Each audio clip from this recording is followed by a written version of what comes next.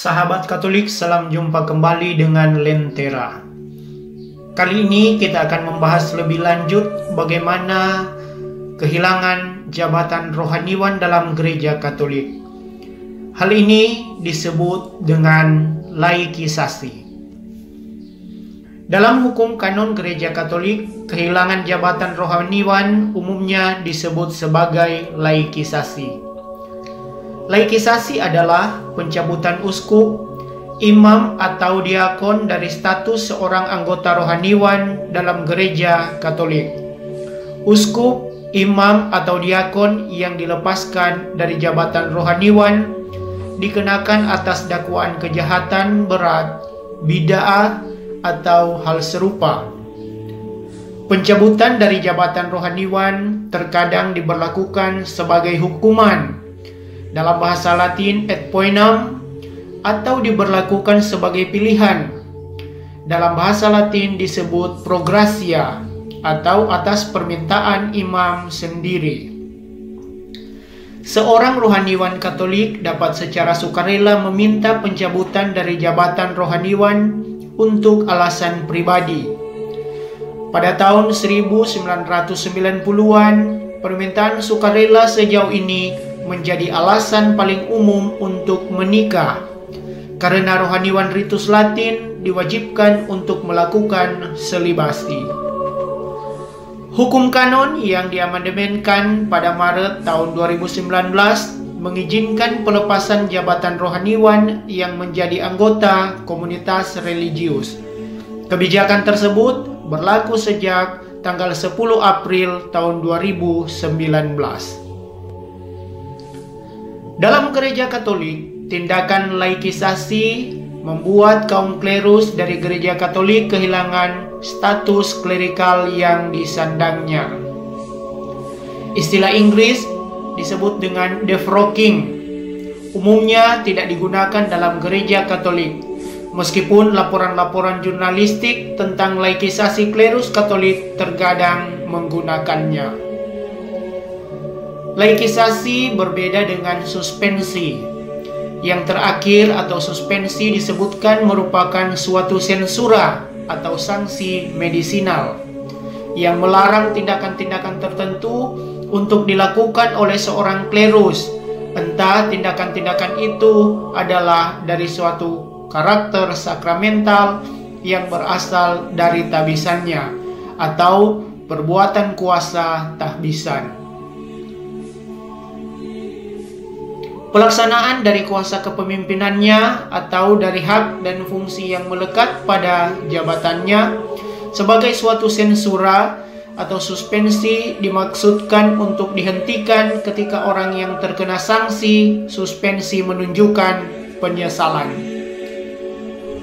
Sebaliknya, laikisasi adalah suatu tindakan permanen atau tetap yang atas suatu alasan yang cukup seorang klerus sejak saat itu secara yuridis diperlakukan sebagai seorang awam.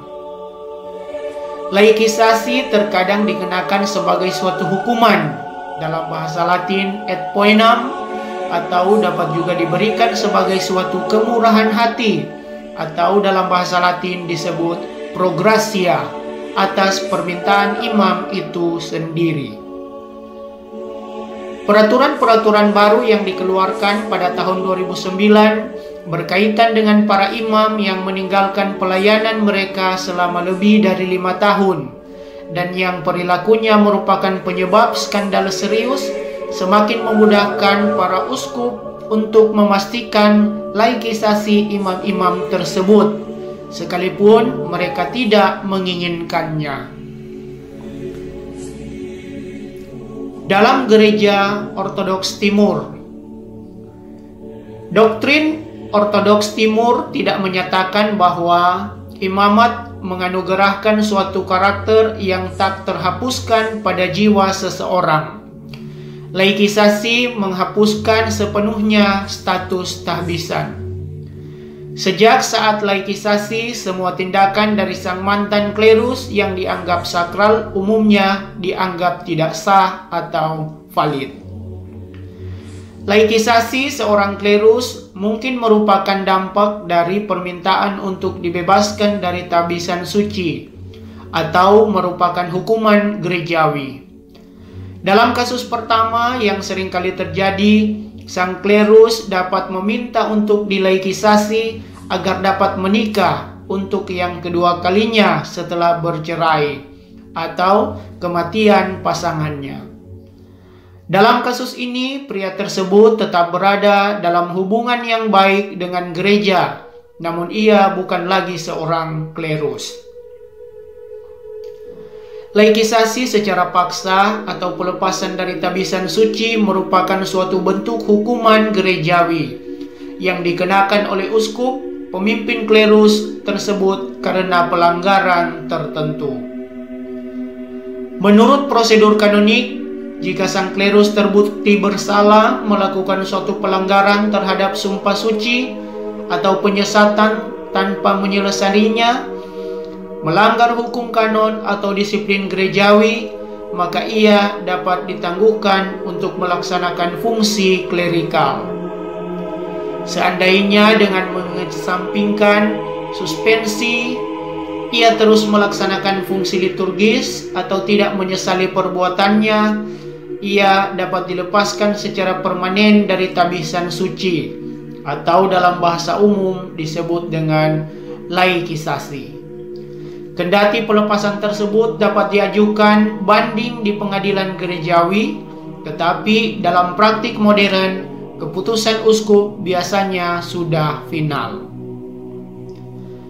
Laikisasi sebagai suatu hukuman gerejawi mungkin disertai dengan ekskomunikasi sang mantan klerus dari gereja untuk jangka waktu tertentu atau tanpa batas waktu.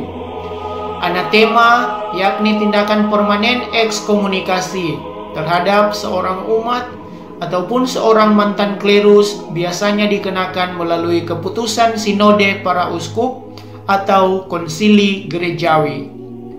Dalam kasus tersebut, sang mantan klerus tidak hanya dilaikisasi, tetapi juga dilarang masuk ke dalam suatu gereja ortodoks, menerima ekaristi dan sakramen lainnya, ataupun menerima berkat dari seorang imam.